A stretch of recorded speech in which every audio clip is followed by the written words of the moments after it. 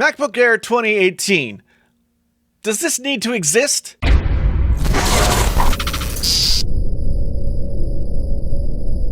there, friends on YouTube. My name is Jason, sometimes known as the JTL. This is Painfully Honest Tech, so honest. It hurts.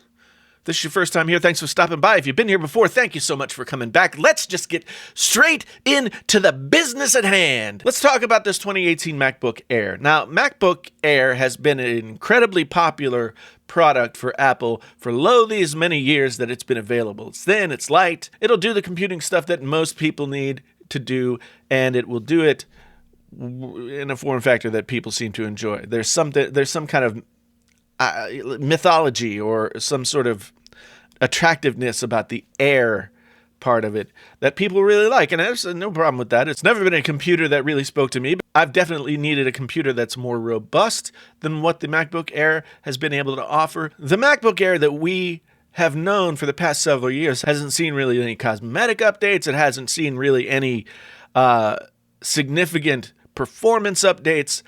It looks old with just really ugly bezels, but it sat at $1,000 price point that was like a sweet spot for people. And even to this day, the previous model of the MacBook Air has been a pretty good seller for Apple all along. Now they've updated it. They've brought Retina display. They've thinned out the bezels. They put a butterfly keyboard on there. They put a larger trackpad on there. The chip that they put in there is an 8th gen Intel Y chip, which is not a very powerful chip. It only pushes 5 watts. So I don't know how I feel about that. And they put in the base model is 128 gigabytes of storage, which is not enough really for any computer, and 8 gigabytes of DDR3 RAM. DDR3 RAM has not been state of the art for several years now. DDR4 is what most people are using. It's made out of 100% recycled aluminum, which is cool. It doesn't affect the functionality whatsoever, but that's very cool. I'm glad that Apple's going the eco route. And it has the T2 security chip in there that enables Hey Siri and also enables Touch ID. We've got a MacBook Air that gets up there and is sharing the same features as the most recent MacBook Pros, and that's all a good thing on paper. But the question is, should this thing exist at all? Gone is the $1,000 price point that was so attractive to people about the MacBook Air. Now it starts at $1,199. This is where it gets confusing. They've moved it up into this price bracket, the plus $1,000 price bracket, but they already have products that sit in that space. Right now at Best Buy, you can get a 13-inch MacBook Pro, the base model, for $1,249, $50 more, and you've got better processor, you've got better screen, you've got more computer for basically the same money. And it's not like the MacBook Pros are really, giant doorstops anymore. They are pretty portable and light themselves. Not only that, you have the 12-inch MacBook, which now seems like a device that has no place in the world whatsoever. It's $1,299.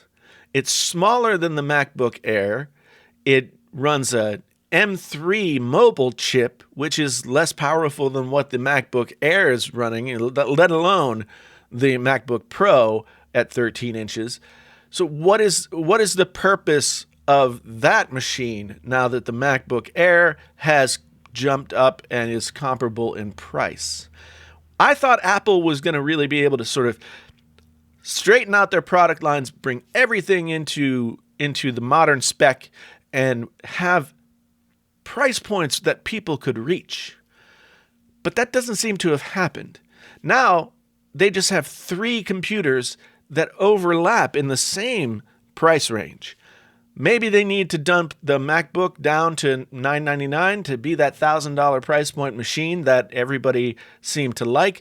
The MacBook Air can be just the step up. Now they just made everything more confusing. And in thinking about whether or not I would recommend or I would think about purchasing one of the new MacBook Airs, my answer has to be no, because you can get that more powerful MacBook Pro for just a few dollars more. Unless you're nostalgic for the form factor of the MacBook Air, I can't see any other reason why this would be an attractive device. At this point, I can't see recommending the MacBook Air at all.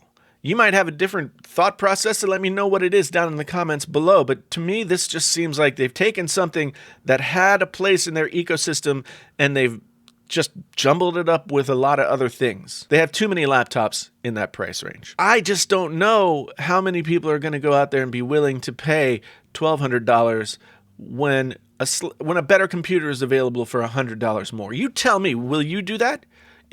Are you in the market for something along those lines? Is the MacBook Air attractive to you in a way that's different than the MacBook Pro? I really want to know. Or are you going to go for the 12-inch MacBook? That's always a possibility, I guess. If this was your first time here and you want to come on back again, then like and subscribe and bell notify yourself and come back and share videos and do all the things that people do when they want to do that kind of thing. And if you've been here before, well, you know that I love you. You know that I do.